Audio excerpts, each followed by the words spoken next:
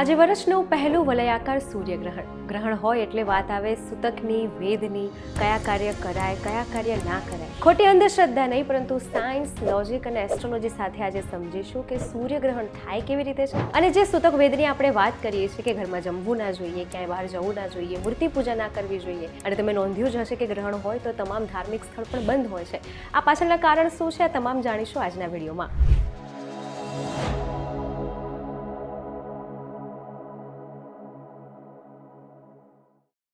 Hello, Janvi Pandya. સ્પોટલાઇટના આજના વિડીયોમાં જાણીશું ગ્રહણ વિશે, વેદ વિશે, સૂતક વિશે, કયા કાર્ય કરાય અને કયા કાર્ય ના કરાય તે વિશે. એ પહેલા સમજીએ કે સૂર્યગ્રહણ થાય કેવી રીતે છે. સૂર્યગ્રહણ થાય ત્યારે ચંદ્ર સૂર્ય અને પૃથ્વીની વચ્ચે સીધો પસાર થાય છે. પૃથ્વી પર તેનો પડછાયો પડે છે અને સૂર્યના પ્રકાશને એ સંપૂર્ણપણે અથવા આંશિક રીતે અવરોધે છે, જેને આપણે ગ્રહણ કહીએ છીએ. જેમાં આજે છે વલયાકાર ગ્રહણ. તો વલયાકાર સૂર્યગ્રહણ કઈ રીતે થાય છે ચાલો એ સમજીએ. ચંદ્ર પૃથ્વીથી દૂર છે અને સૂર્યને સંપૂર્ણપણે ઢાંકતો નથી, જેનાથી એક ચમકતો વલય બને છે, જેને વલયાકાર સૂર્યગ્રહણ કહે છે. સૂર્યગ્રહણ હંમેશા અમાસના દિવસે એટલે નવો ચંદ્ર તબક્કો શરૂ થવાનો હોય એ પહેલા થાય છે. અને વાત કરીએ એસ્ટ્રોલોજી પોઈન્ટ ઓફ વ્યૂની, તો રાહુ અને કેતુ, જેને શેડો પ્લાનેટ્સ, પડછાયા ગ્રહ કહેવાય છે, જે સૂર્યગ્રહણ સમયે સૂર્યને ગ્રસ્ત કરે છે. હવે વાત કરીએ સૂતક કાળ એટલે શું. સૂતક અને વેદ બે શબ્દ આપણે સાંભળીએ છીએ, બંનેનો અર્થ એ જ થાય છે કે નકારાત્મકતા અને અશુદ્ધિ. એ દરમિયાન, એ સમયગાળા દરમિયાન નકારાત્મકતા હોય છે. સામાન્ય રીતે સૂતક આપણે કોઈના મૃત્યુ બાદ બાળકનો જન્મ થયો હોય ત્યારે આપણે માનતા હોઈએ છીએ.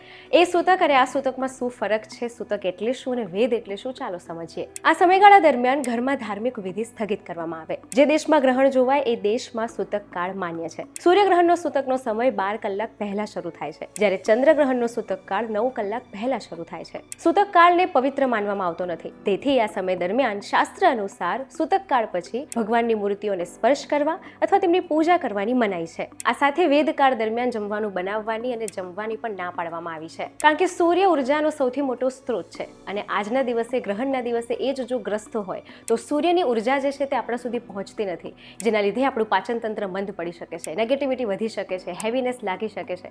માટે જ જમવાનું ટાળવામાં આવે છે. તો વાત કરીએ સૂતક કાળ દરમિયાન શું કરવું જોઈએ અને શું ન કરવું જોઈએ. મંદિરના કપાટ બંધ કરવામાં આવે છે, પૂજા પાઠ કે મૂર્તિ સ્પર્શ પર નિષેધ છે. ભોજન કરવું કે રાંધવું પણ ટાળવું જોઈએ, ખાસ કરીને જમવું ના જોઈએ. ગર્ભવતી મહિલાઓએ ખાસ ધ્યાન રાખવું જોઈએ. આ સાથે સૂતક કાળ દરમિયાન સૂવું ન જોઈએ. માટે તમે ઘણી બધી વાર નોંધ્યું હશે કે જેટલા પણ ધાર્મિક સ્થળ છે તે ગ્રહણના દિવસે વેદકાળ દરમિયાન બંધ રાખવામાં આવે છે. એ પાછળનું સાયન્સ અને લોજિક આ જ છે કે સૂર્યની ઉર્જા ગ્રસ્ત છે, માટે કોઈ પણ નકારાત્મકતા મંદિરના કપાટ સુધી પણ ના પહોંચે, માટે બંધ કરવામાં આવે છે. વાત કરીએ કે આ દરમિયાન શું કરવું જોઈએ. ગ્રહણ વેદ શરૂ થાય એ પહેલા તમે જેમાં પણ પાણી પીવો છો તે પાત્રમાં, એ માટલામાં તુલસીનું પાન અથવા દાબ મૂકવું જોઈએ. ગ્રહણકાળ દરમિયાન તમારા જે ઈષ્ટદેવ છે તેમનું મંત્ર જાપ, ધ્યાન, દાન, પુણ્ય કરવું જોઈએ. એવું કહેવાય છે કે આજના દિવસે કરેલો જપ, તપ અને દાન અનેક ગણું ફળ આપે છે. અને વેદકાળની સમાપ્તિ થાય ત્યારબાદ સ્નાન કરવું જોઈએ, ધૂપબત્તી, દીવા તમે કરી શકો છો. ઘરમાં તમે ગંગાજળ છાંટી શકો છો, રસોડું સાફ કરી શકો છો અને પછી જ તમે જમવાનું બનાવી શકો છો. હવે આજે જે ગ્રહણ છે એની વાત કરીએ તો સૂતક અને વેદ જે દેશમાં લાગે એ જ દેશમાં માન્ય ગણાય છે.